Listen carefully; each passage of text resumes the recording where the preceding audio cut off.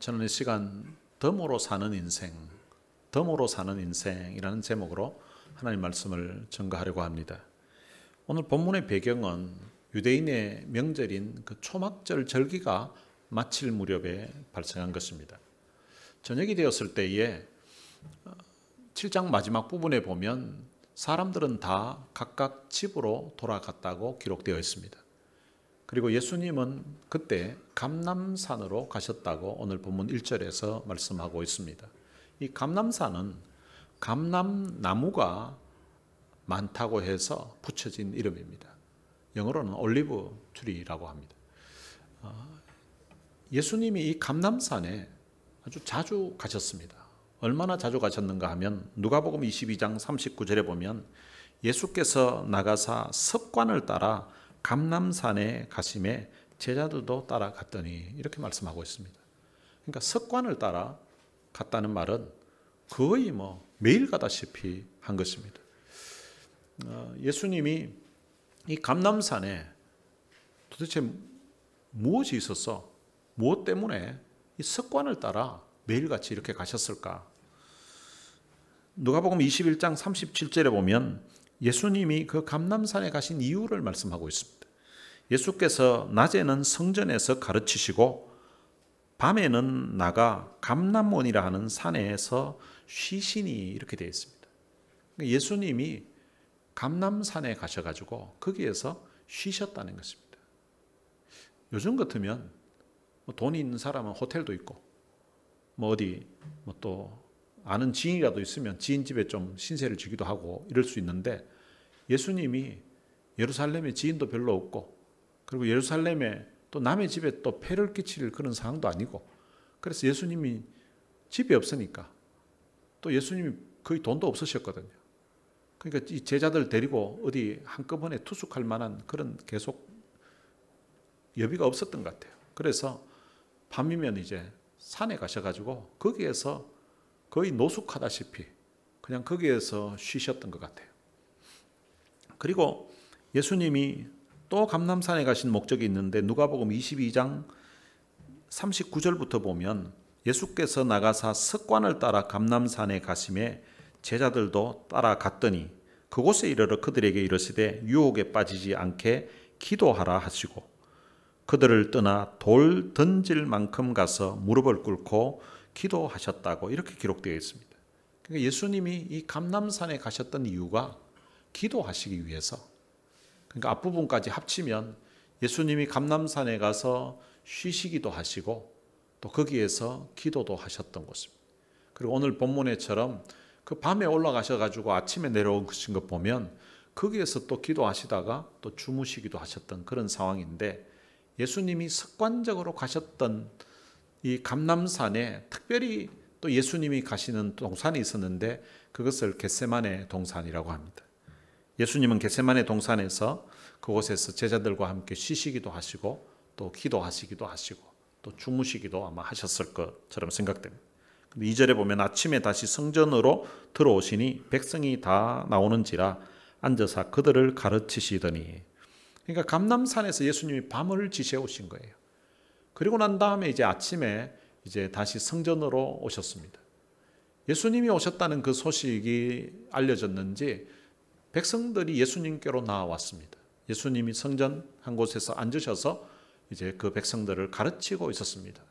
가르치고 있는 도중에 서기관들과 바리새인들이 음행 중에 있는 여자를 끌고 와서 그 가운데 세웠습니다.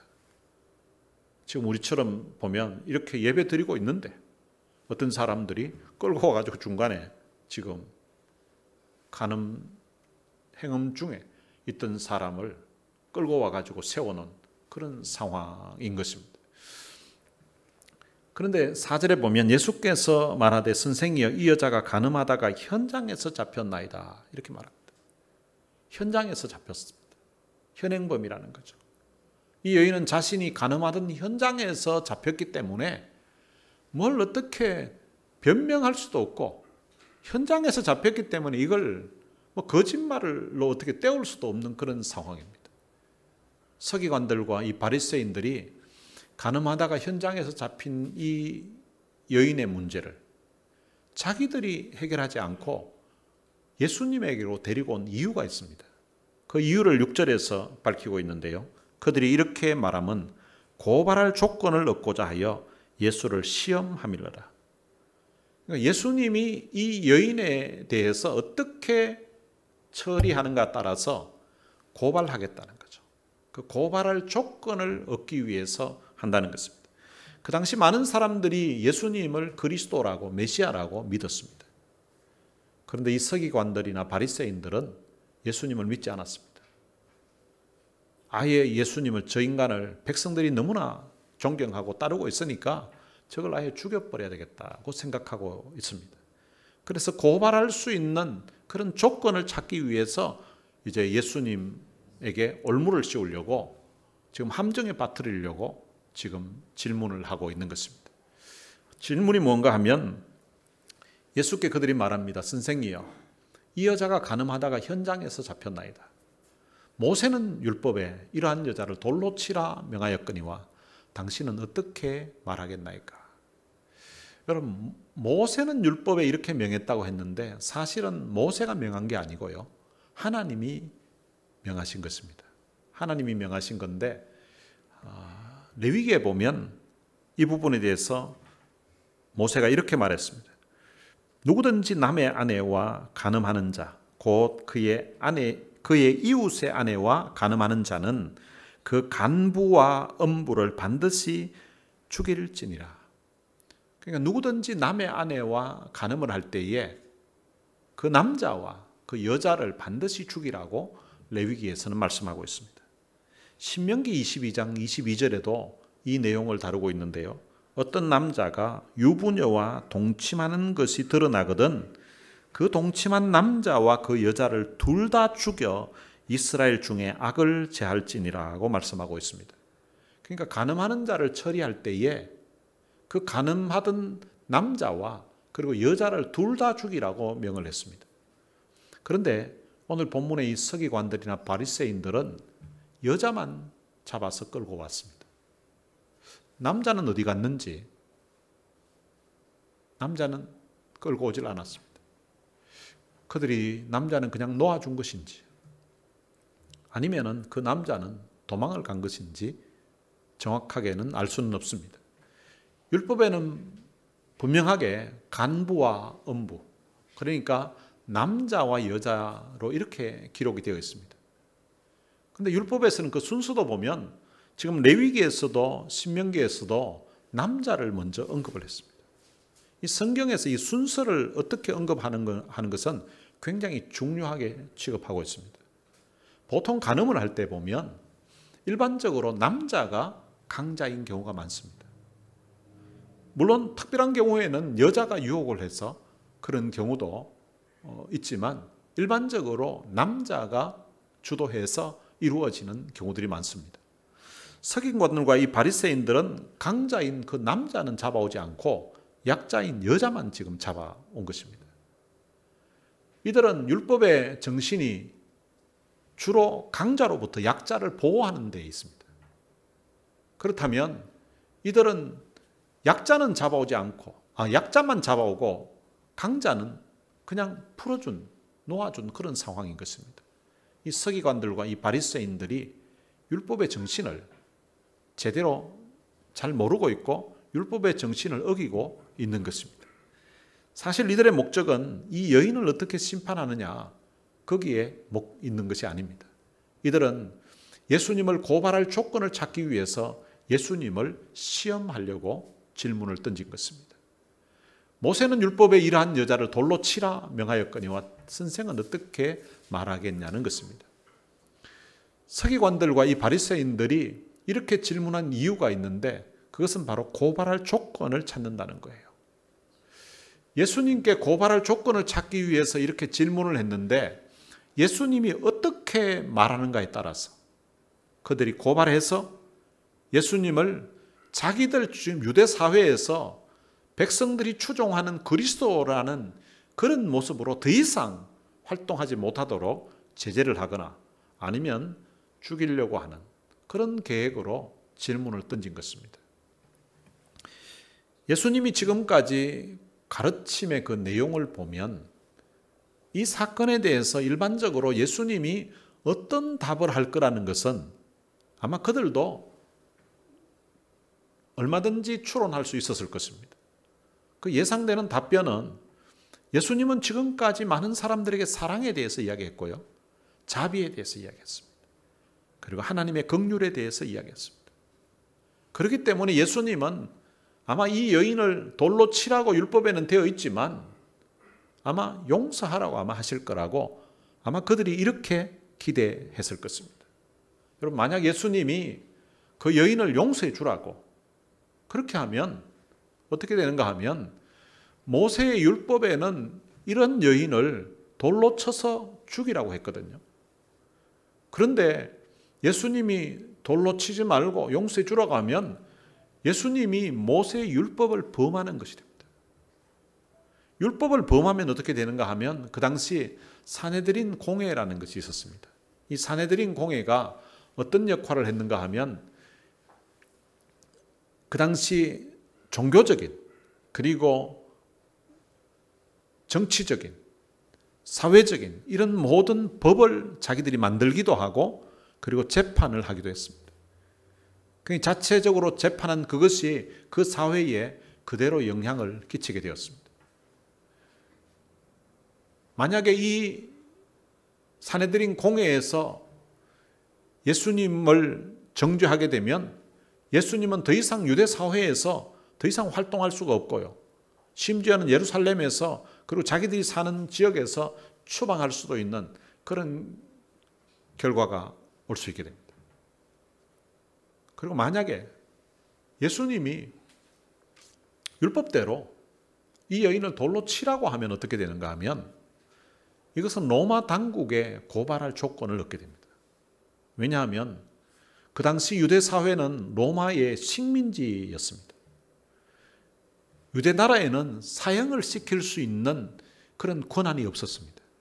산헤드린 공회에서 다른 결정들은 할 수 있고 자기들의 어떤 종교적인 어떤 활동, 자기들의 공동체에서 격리시키는 이런 결과의 재판은 낼 수 있지만 사람을 사형에 처하는 결단은 그런 판결은 할 수가 없었습니다. 왜냐하면 자기들은 로마 식민지에 있었기 때문에 오직 로마에서만 사형 집행할 수 있는 권한이 있었기 때문입니다. 그런데 예수님이 모세의 율법대로 가늠하다가 현장에서 잡힌 이런 여인이라면 그냥 율법대로 하라고 그냥 이렇게 하게 되면 로마 법을 어긴 사람으로 해서 그들이 로마 당국에 예수님을 고발할 조건을 얻게 되는 것입니다. 그러니까 예수님이 어떤 대답을 해도 돌 던지지 말라고, 죽이지 말라고, 용서해 주라고 해도 걸리고 고발할 조건이 되고 돌을 던지라고 해도 고발할 조건이 되는 것입니다. 이런 상황을 저도 아는데 예수님이 모르실 리가 없잖아요. 그래서 예수님은 이 물음에 대해서 아무런 답변을 하지 않습니다. 돌을 던지라고 해도 걸리고 던지지 말라고 해도 걸리는 거거든요. 그래서 예수님께서 어떤 행동을 취하셨는가 하면 6절에 보면 예수께서 몸을 굽히사 손가락으로 땅에 쓰셨다고 되어 있습니다. 예수님은 이 땅에 책을 한 권도 본인이 써서 남긴 것이 없습니다. 그런데도 예수님의 존재는 이 땅에 엄청난 사람들이 알고 있는 그런 유명한 분이 되신 거죠. 그런데 예수님이 썼다고 하는 것은 땅에 쓴 이것밖에 기록이 없습니다. 사람들이 궁금해합니다. 예수님이 도대체 뭘 쓰셨을까? 여러분들이 생각하기에는 뭘 쓰셨을 것 같습니까? 지금 사람들이 이 현장에서 가늠하다가 잡힌 여자를 데려와서 전부 막 죽이려고 하고 있고 그리고 사람들마다 막 돌을 들고 있는 그런 상황이에요. 모세 율법에는 이런 여자를 돌로 치라고 하는데 당신은 어떻게 할 거냐고, 뭐라고 말할 거냐고 하는데 예수님이 허리를 숙이더니 땅에 무엇을 쓰기 시작했습니다. 이런 성경을 전문적으로 연구하는 그런 성경학자들이 있습니다. 제롬이라는 학자는 송사자들의 죄를 썼을 것이라고 이렇게 했습니다. 지금 서기관들이나 그 바리새인들 그 사람들의 죄를 이렇게 너는 무슨 죄를 지었고 너는 무슨 죄를 지었고 이렇게 했을 거라고 이렇게 표현했습니다. 그리고 매튜 헨리라는 유명한 신약 주석 학자가 있습니다. 이 사람은 그들 각자의 죄를 땅에 쓰셨다. 그리고 땅에 쓴 그 글씨는 마치 벽에 쓴 손글씨가 벨사살 왕을 놀라게 했던 것 같이 그들을 놀라게 하였다. 이렇게 표현했습니다. 지금 예수님이 지금 그 사람들 막 돌 던지려고 하고 있는 그런 사람들의 죄를 막 땅에 썼다는 거죠. 뭘 썼는가 보니까 이거 내가 지난주에 내가 어제 내가 지은 죄를 막 적어놔서 그 사람들이 아마 엄청 놀랐을 것이라고. 그리고 윌리엄 바클레이도 이렇게 썼습니다. 그녀를 비난하고 있던 당사자들의 죄를 모래 위에 쓰셨다고 이렇게 기록을 했습니다. 근데 사실은 예수님이 무슨 글을 쓰셨는지 알 길은 없습니다. 천국 가면 언제 주님 가까이 만날 시간이 있으면 한번 여쭤보고 싶습니다. 주님 그때 땅에 뭐라고 쓰셨습니까? 그게 궁금하다고. 저는 제가 상담학을 전공을 해서 상담학을 신학교에서 강의하는 교수인데 상담학적인 그런 관점에서 이 부분을 제가 해석을 해서 제가 쓰는 책에다가 이 부분을 기록한 내용이 있습니다. 저는 이 내용보다는 물론 내용도 중요할 수 있지만 아마 시간을 좀 예수님이 시간을 좀 이렇게 확보하기 위해서 땅에 못 썼을 것 같다고. 지금 사람들이 모두 돌을 들고 막 지금 죽이려고 하고 있으니까 너무 지금 흥분되어 있는, 너무 업셋되어 있는 그런 상황이기 때문에 사람들로 하여금 좀 컴다운 시킬 수 있는, 좀 뭔가 좀 흥분되어 있는 그 마음을 좀 가라앉힐 수 있는 그런 시간을 벌기 위해서 예수님이 하셨을 거라고. 그리고 난 다음에 예수님이 그들에게 이 정도 되면 사람들이 좀 시간이 좀 지나고 나니까 우리 사람도 그렇잖아요.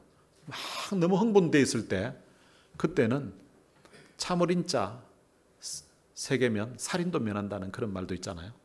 어떤 데는 화가 너무 많이 나면 숫자를 1, 2, 3, 4, 10까지 헤아리고 하고 싶은 말이 있을 때 그때 하라고. 그러면은 말의 실수가 좀 줄어든다는 그런 이야기도 있습니다. 아마 그런 시간이 아마 필요했을 것 같아요. 그런 시간이 지나고 난 다음에 예수님이 그들에게 너희 중에 죄 없는 자가 먼저 돌로 치라고 이렇게 말했습니다.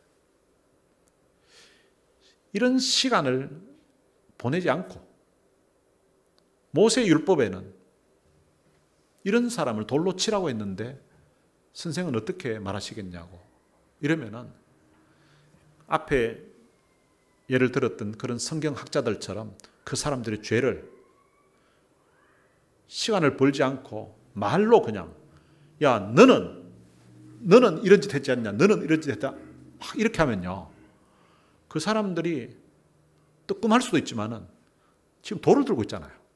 돌 던지고 도망갈 수도 있습니다. 그래서 제 생각에는 이 시간을 예수님이 벌은 다음에 그 사람들로 하여금 자기 자신을 좀 돌아볼 수 있는 그런 시간이 필요했던 것 같아요.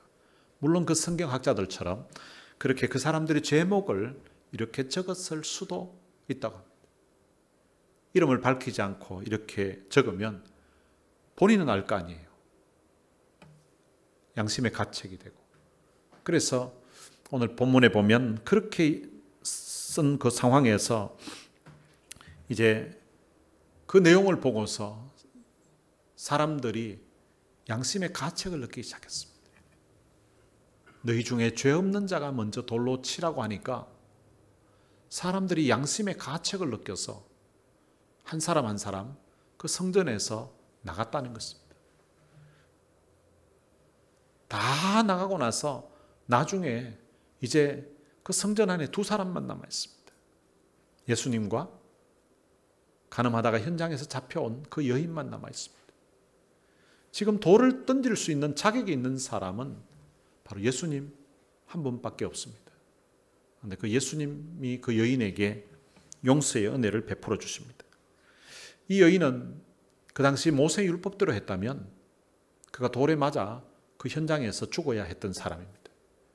그런데 이 여인은 예수님 때문에 그날 죽음을 면하게 되었습니다. 이 여인은 돌에 맞아 죽을 뻔했었는데 예수님 때문에 살게 된 것입니다. 마땅히 죽어야 했던 사람이었는데 죽지 않고 살게 된 그런 인생을 덤으로 사는 인생이라고 말합니다. 이 여인이 이 사건 이후에 주어지는 그 모든 삶이 그의 인생의 덤으로 주어진 그런 인생이었습니다. 이 여인은 그냥 덤으로 사는 것이 아니라 그녀의 죄도 예수님으로부터 용서함을 받게 되었습니다. 이 여인은 죽을 뻔했었는데 목숨을 건지게 되었고, 단순히 목숨만 건진 것이 아니라 죄에서 사함받고 죄에서 자유함을 얻게 되었습니다. 너무나 놀라운 은혜입니다. 너무나 큰 은혜입니다. 이 여인은 죽음을 면하고 죄를 용서받아 이제 자유인이 되었습니다. 여러분, 사실은 이 여인만 덤으로 사는 인생이 아닙니다. 사도 바울은 에베소서 2장 1절에서 이렇게 말합니다. 그는 허물과 죄로 죽었던 너희를 살리셨도다. 오늘 우리의 인생들을, 예수 믿기 전에 우리의 살았던 그 삶을 허물과 죄로 죽었던 인생이라고 그렇게 말씀하고 있습니다. 그런 인생을 하나님이 살리셨다는 거예요. 어떻게 살렸는가 하면 에베소서 2장 3절에 전에는 우리도 다 그 가운데서 우리 육체의 욕심을 따라 지내며 육체와 마음에 원하는 것을 하여 다른 이들과 같이 본질상 진노의 자녀이었더니 긍휼이 풍성하신 하나님이 우리를 사랑하시는 그 큰 사랑을 인하여 허물로 죽은 우리를 그리스도와 함께 살리셨고 너희는 은혜로 구원을 받은 것이라고 말씀하고 있습니다. 허물과 죄로 우리가 죽었던 인생들인데, 그런데 하나님이 그리스도와 함께 우리를 살리셨다는 것입니다. 그리스도를 우리 때문에 십자가에 못 박혀 죽게 하시고 그리스도를 부활시키면서 그리스도를 살리시면서 우리들의 죄를 사해 주시고 우리들을 살리셨다는 것입니다. 인간이 지은 죄를 용서해 줄 수 있는 분은 하나님밖에 없습니다. 그런데 오늘 이 본문에서 예수님이 이 여인을 용서해 주고 있습니다. 이 말은 바로 예수님이 이 사건을 통하여서 자신이 하나님이심을 우리에게 알려주고 있는 것입니다. 요한은 1장 1절에서도 태초에 말씀이 계셨다고, 그 말씀이 하나님과 함께 계셨다고 하면서 그 말씀이 나중에 보면 육신이 되어 우리 가운데 왔다고 그렇게 표현하고 있습니다. 예수님이 이 여인에게 용서의 은혜를 베풀어 주셨던 것처럼 우리에게도 그 십자가의 사랑으로 용서의 은혜를 베풀어 주셨습니다. 예수님은 가늠하다가 현장에서 잡힌 이 여인을 죽음의 자리에서 건져주시고 그리고 덤으로 살 수 있는 기회를 주셨습니다. 그렇다면 이 덤으로 살게 된 인생은 어떻게 살아야 되는가? 예수님이 오늘 본문 10절과 11절에서 덤으로 사는 그 인생이 어떻게 살아야 되는가를 말씀해 주고 있습니다. 예수께서 일어나사 여자 외에 아무도 없는 것을 보시고 이르시되 여자야, 너를 고발하던 그들이 어디 있느냐? 너를 정죄한 자가 없느냐? 대답하되 주여 없나이다. 예수께서 이르시되 나도 너를 정죄하지 아니하노니 가서 다시는 죄를 범하지 말라 하시니라. 예수님은 이 여인을 용서하신 후에 용서받은 이후의 삶은 어떻게 살아야 되는가에 대해서 분명하게 말씀하고 있습니다. 가서 다시는 죄를 범하지 말라. 용서받은 후의 삶은 다시는 죄를 범하지 말아야 된다는 것입니다. 그러니까 용서받은 그 은혜를 생각하면서 이제 새로운 삶을 살아야 된다는 것입니다. 덤으로 사는 인생은 과거처럼 그렇게 살아서는 안 된다는 것입니다. 오늘 본문에는 수많은 사람들이 예수님 곁에 모여 있었습니다. 그 중에는 예수님의 가르침을 받기 위해서 아침부터 성전에 찾아왔던 그런 많은 백성들도 있었고요. 그리고 서기관들과 바리새인들도 있었고, 그리고 현장에 끌려왔던 여인도 있었습니다. 그런데 예수님이 너희 중에 죄 없는 자가 먼저 돌로 치라고 했을 때에 사람들이 그 말씀을 듣고 양심의 가책을 느껴서 하나둘 떠나가더니 나중에는 그 여인 외에는 다 떠나갔다는 것입니다. 이 사람들이 떠나간 것을 보면 다 그들에게 죄가 있었기 때문에 양심의 가책을 느꼈다는 거죠. 떠나간 사람들도 죄인이었고, 그리고 예수님 앞에 지금 차마 고개를 들지 못하는 이 여인도 죄인입니다. 여러분, 우리도 마찬가지입니다. 마태복음 5장 28절에서 예수님은 이렇게 말씀하셨습니다. 음욕을 품고 여자를 보는 자마다 마음에 간음하였느니라. 실제 행동으로 옮기지 않았다 할지라도 음욕을 품고 여자를 보았다면 이미 마음에 간음한 거나 다름이 없다는 것입니다. 여러분, 이것은 남자들만 해당되는 말씀이 아닙니다. 정을 바꾸어서 음욕을 품고 남자를 보는 자마다 마음에 간음한 것은 동일한 의미입니다. 비록 행동으로 옮기지 않았다 하더라도 마음으로 생각만 해도 이미 행동으로 옮기지 않은 것이지 일단 동일한 죄를 범한 것이라는 것입니다. 여러분, 이 문제 앞에 이 땅에 자유로울 사람이 얼마나 있겠습니까? 또 이제뿐만이 아니더라도 모든 사람들은 하나님 앞에 죄인이라는 것입니다. 그런데 이 죄 문제 앞에 자유로울 수 없는 우리 인생들을 위해서 하나님이신 그 예수님이 이 땅에 찾아오셔서 친히 우리의 죄를 담당하시고 십자가에 못 박혀 돌아가셨습니다. 오늘 이 본문에 나오는 현장에서 간음하다가 잡힌 이 여인이 그날 자기 죄로 인하여서 사실은 죽어야 마땅했던 그런 사람이었습니다. 여러분, 이 여인의 상황에서 입장에서 한번 생각해 보면 여러분, 얼마나 부끄러웠을까요? 얼마나 창피했을까요? 요즘 애들이 쓰는 말로 얼마나 쪽팔렸겠습니까? 그리고 또 한편으로는 사람들이 모두가 돌을 들고서 자기를 향해서 던지려고 하는 그 상황에서 얼마나 두려웠겠습니까? 그런데 주님이 살려주셨습니다. 돌을 들고 있던 그런 사람들이 양심의 가책을 느껴서 한 사람 한 사람 다 떠나가게끔 해서 이제는 자기에게 돌 던질 사람이 아무도 없는 그런 상황으로 주님이 만들어 주셨습니다. 그리고 주님이 나도 너를 정죄하지 않는다고 가서 다시는 죄를 범하지 말라고 하셨습니다. 얼마나 고마웠을까요?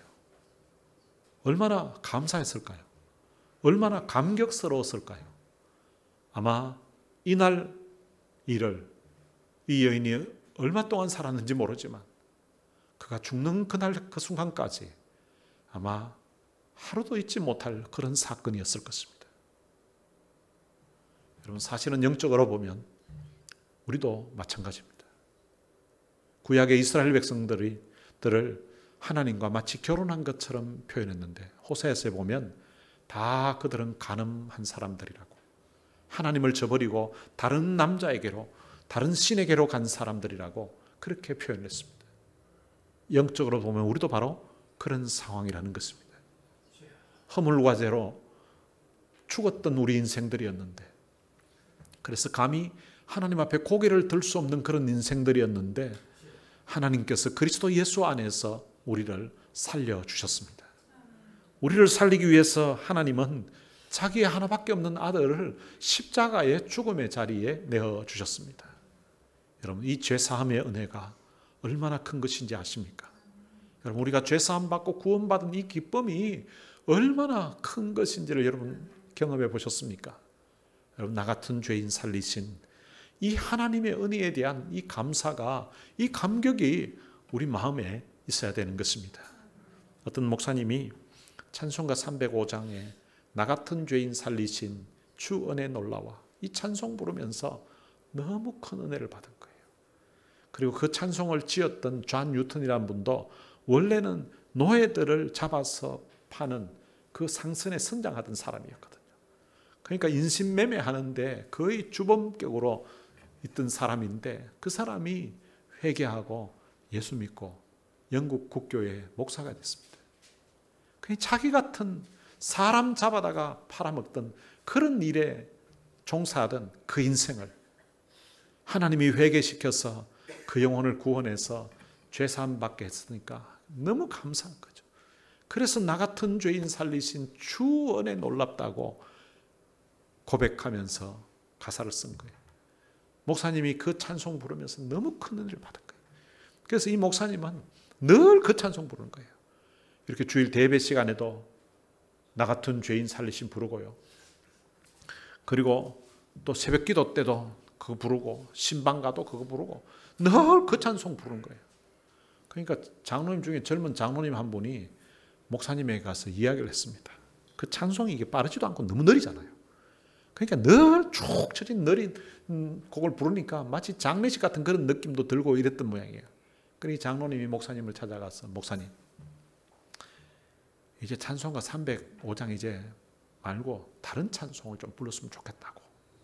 그랬더니 목사님이, 장로님, 제가 이 찬송 부르다가 너무 큰 은혜를 받았습니다.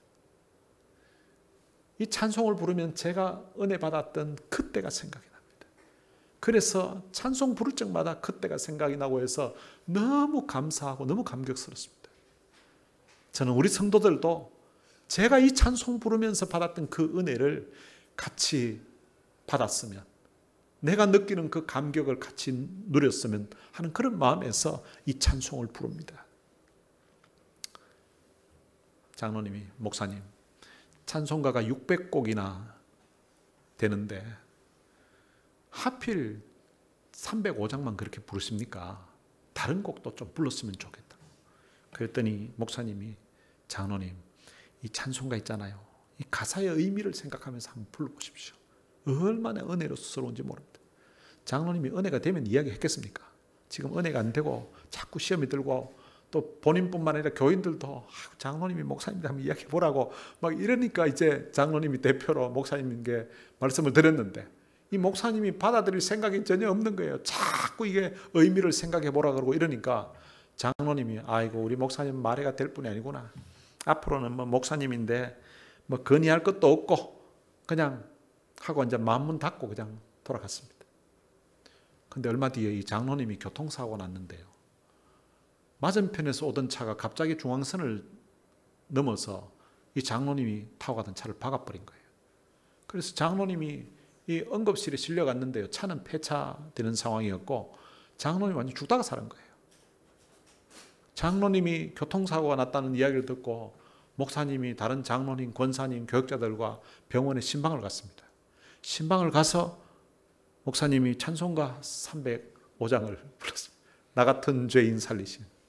그런데 이 찬송 부르는데요, 이 장로님이 병상에 온몸에 붕대로 감고 이제 있는 상황 가운데서 목사님, 장로님, 교역자들이 와서 나 같은 죄인 살리신 부르는데 장로님 눈에서 눈물이 콱 흘러내리는 거예요. 찬송가 4절까지 다 부르는데 이 장로님 눈에 눈물이 계속 흘러내리고요. 그 위에 목사님이 말씀 전할 때도 계속해서 눈물이 흘러내리고 목사님이 마지막 축도할 때까지도 눈물이 마르질 않았습니다. 장로님이 그 찬송 부르는데 나 같은 죄인 살리신, 영적으로 살리신 그것도 그렇지만 이번 그 사고에서 정말 죽을 상황이었는데 살려주신 그 하나님의 은혜가 너무 감사하게, 너무 감격스럽게 와닿은 거예요.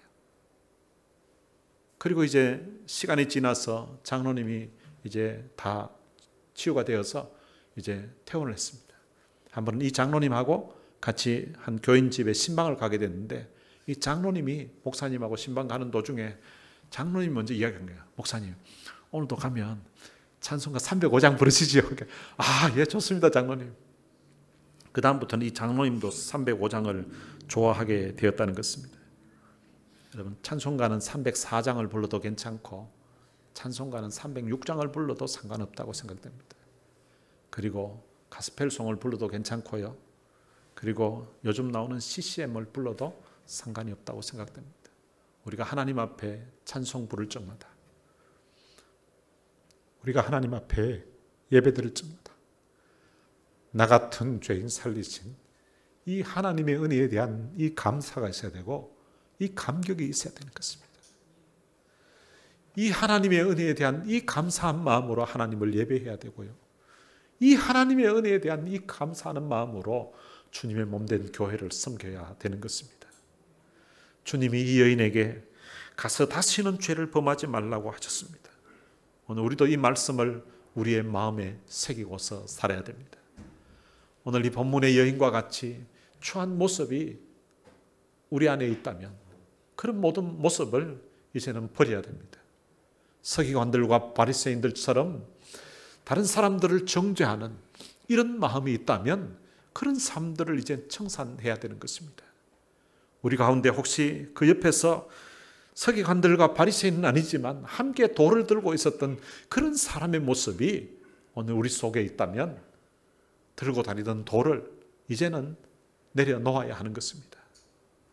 입에 가득히 물고 다니던 정죄와 비난의 그런 돌들이 하나하나 내려져야 되는 것입니다.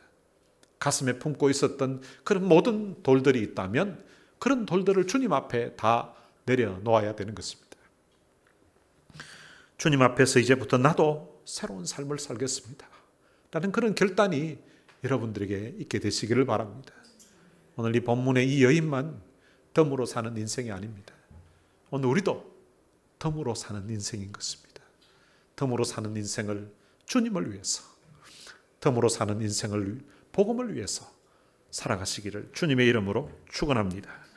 오늘 들은 말씀 생각하면서 찬양을 한 곡 같이 부르겠습니다. 주님의 빚진 자라는 찬양입니다. 저는 이 주님의 빚진 자라는 이 찬양을 34년 전에 제가 처음 들었습니다. 감남산 기도원이라는 것이 있는데 그 기도원에 1월 1일 날 3박 4일로 그때 이제 새해를 출발하면서 하나님 앞에 기도하면서 가야 되겠다, 살아야 되겠다. 이래서 이제 그 기도원을 갔었는데요. 근데 그 기도원에서 이제 예배 드리기 전에 찬양을 하는데 이 찬양이 이제 부르는 거예요. 죄악에 썩은 내 육신을 주님이 쓰시려 했네. 죽음의 덫에 걸려있는 몸 주님이 쓰시려 했네. 속죄하는 손 치유하시고 속죄하는 발 치유하셨네. 새 생명 얻은 이 몸 다 바쳐 주님께 영광 돌리리. 근데 3절 가사 부르는데 평생 갚아도 빚진 자 되어 주님의 빚진 자 되어 주님 가신 길 택하였건만 눈물만 솟구치네. 생명 주시니 주님이시라 능력 주시니 주님이시라. 말씀 전하여 복음 전하여 주님의 빚을 갚으리. 근데 이 찬송 부르는데 하염없이 눈물이 내려.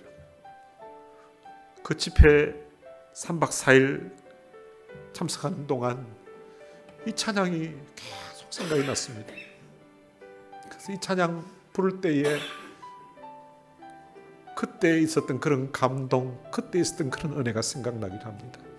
오늘 가사의 의미를 생각하면서 함께 찬양하시겠습니다.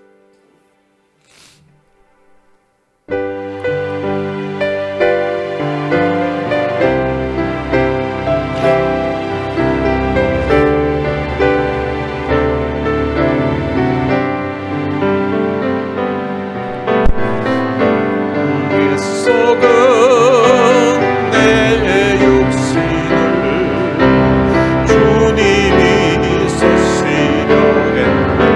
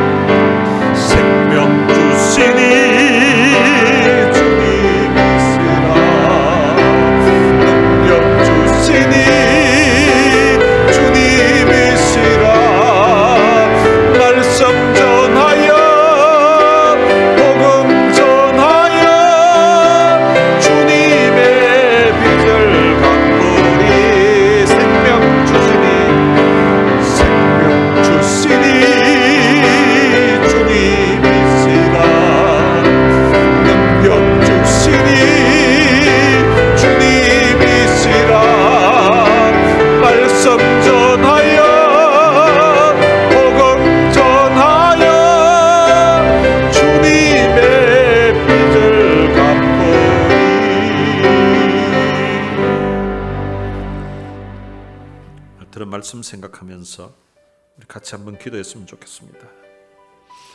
오늘 본문에 나오는 이 여인뿐만 아니라 우리들도 허물과 죄로 마땅히 죽어야 했던 그런 사람들이고 영적으로는 허물과 죄로 죽었던 그런 인생들이었는데, 근데 예수 그리스도의 그 십자가의 죽음을 통하여서 하나님이 우리를 살리셔서 덤으로 인생을 살게 해주셨습니다. 이 은혜에 대한 감사와 감격하는 마음으로 덤으로 주신 네 인생을 주님을 위해 살겠습니다. 복음을 위해 살겠습니다. 주님의 몸된 교회를 위해 살겠습니다. 라는 그런 결단의 기도를 하면서 이 시간 다 같이 우리 통성으로 기도하시겠습니다. 살아계신 아버지 하나님, 은혜를 감사합니다.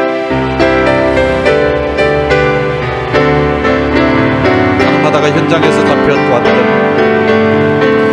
이 여인뿐만 아니라 하나님, 내 인생도 하나님 앞에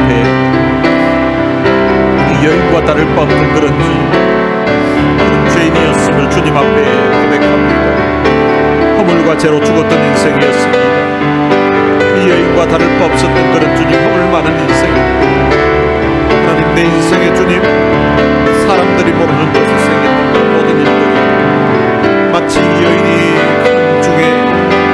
행음 중에 잡혀서 사람들에게 그 죄가 공개되듯이 오늘 주님, 내 죄가 사람들 앞에 낱낱이 공개된다고 이 여인 못지않은 주님, 그런 부끄러움과 그런 창피함, 감히 고개를 들 수 없는 그런 주님 면목 없는 그런 인생이었을 것입니다.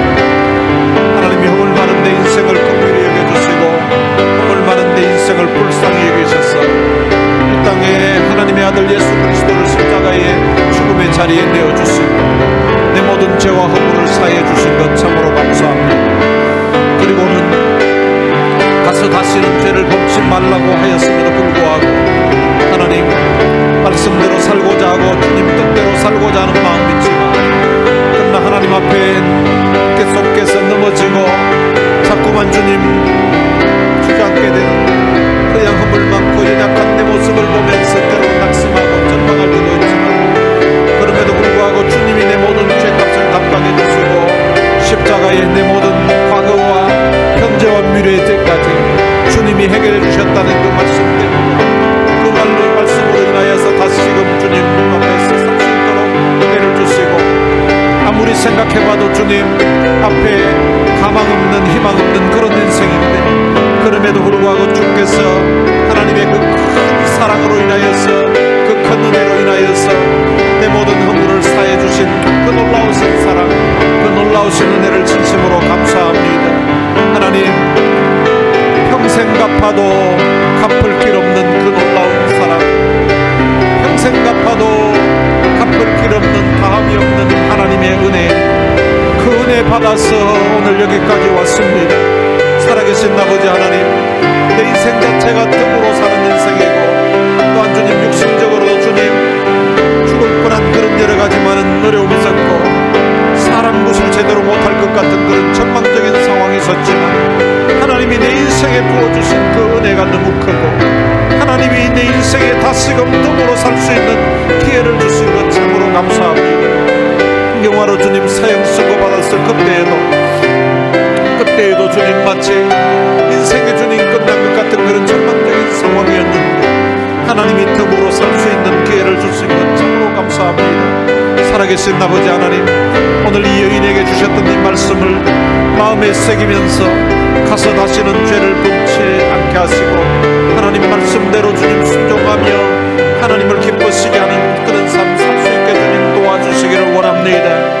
살아계신 아버지 하나님, 오늘 이전에 주님 과거의 삶을 청산하고 이제는 하나님의 말씀대로 정말로 주님을 위해서 복음을 위해서 살겠습니다. 주님의 몸된 이 교회를 사랑하고 섬기면서 주님 사랑하는 마음을 표현하면서 주님 사랑하며 살겠습니다 라고 주님 고백하는 기도가 오늘 우리 가운데 있게 해주시고 받은 바 은혜에 대한 감사, 받은 바 은혜에 대한 감격으로 주를 위해 살아갈 수 있도록 은혜를 베풀어 주옵소서.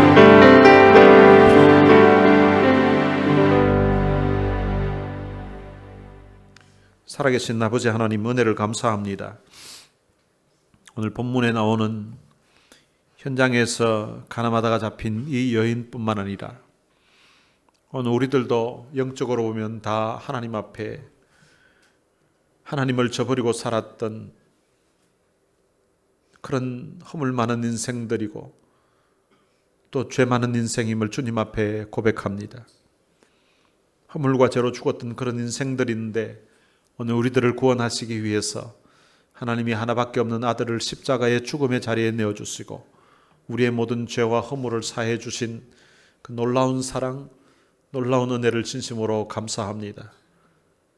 예수님의 십자가의 그 죽음을 통하여서 우리가 새 인생, 새 삶을 덤으로 살게 하셨사오니 덤으로 주신 이 인생을 주님을 위해 살게 하시고 복음을 위해 살게 하시고 하나님의 영광을 위해 살아가는 저희들 되게 하여 주옵소서. 우리 주 예수 그리스도의 은혜와 하나님의 무한하신 사랑과 성령님의 위로교통 충만하심이 덤으로 주신 이 인생을 주님을 위해 복음을 위해 주님의 몸된 교회를 위해 헌신하며 살 것을 마음에 다짐하는 하나님의 귀한 자녀들 머리 위에 이제로부터 영원토록 함께 있을지어다. 아멘.